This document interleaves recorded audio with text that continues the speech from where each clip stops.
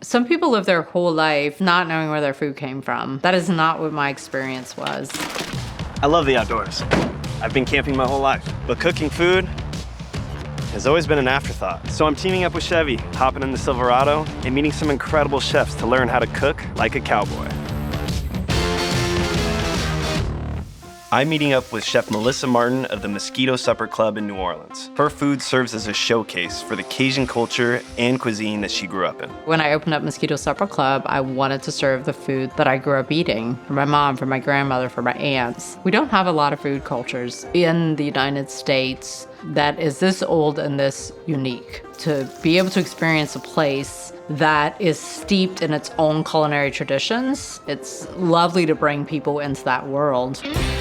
Melissa and I are headed to the Bayou, 90 miles south of New Orleans to Terrebonne Parish. This is the heart of Cajun culture and the place where Melissa is from. I know growing up in a small town, like all you want to do is get away. When was that point that switched and you became proud of where you're from? The food that I grew up eating has this very unique identity, and that identity is tethered to this land. And I think once I had that realization, it was pretty exciting for me. Melissa and I are meeting up with Leveron. His family's been living here for generations, making their living on the water. We're heading out this morning to catch some crabs. Yep. To bring the crabs in so y'all can enjoy a crab feast. If we were going to eat crabs, then we were going to end a life. And I don't think that anybody took that very lightly. They were our jobs, they were our food. And I think that everyone down on the bayou is really respectful of that. That's some hard work. Normally do 600 to 700 on a normal day. So you better tighten up, bud. Jeez. We got 700 more to go.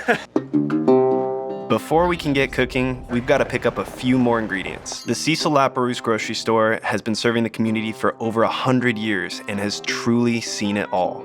What's the history behind this place? When the store was built, it was actually a hub for the neighborhood. It was more like a neighborhood store because people had no means of transportation other than by boat. I've learned so much history of the coquetry just by sitting here in the morning and having coffee. It's nice. I think a lot of that's lost today. Yeah. To, like, have that sense of community.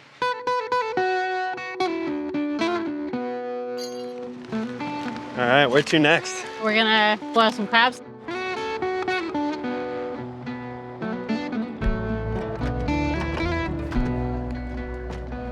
When it gets really hot here in South Louisiana, you want to eat boiled crabs, boiled shrimp, and watermelon. It's like the summer food. Doing a really simple crab boil, kind of the way my mom did it whenever I was growing up. A crab boil is actually not very hard. You're just making a delicious stock. So you're taking a big pot, you're putting in some water, onions, celery, lemons, cayenne, maybe some hot sauce, lots of bay leaves.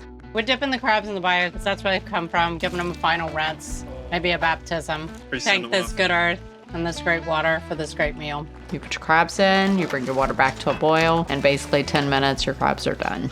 What does this whole process mean to you? Crab boils are just like a huge family thing. And one of the things that's so beautiful about it is that when you lay out a table of crabs for people to eat, people have to sit down and they have to commune. They can't be playing with their phones, you know? It's hands food. Everyone has to be there, like pulling crabs apart and picking it. It's very visceral. It's just a great thing to slow everyone down. Come over here. Let's eat. Let's go, man, again. Yeah. We got dinner. Yeah, my first crab boil. It seems complex to me because it's new. But for them, it's as simple as it gets. You let the flavor of the crab speak for itself. You don't overspice, you don't do all this stuff. And it's equally about how good the crab is here as the people you're with. Cheers.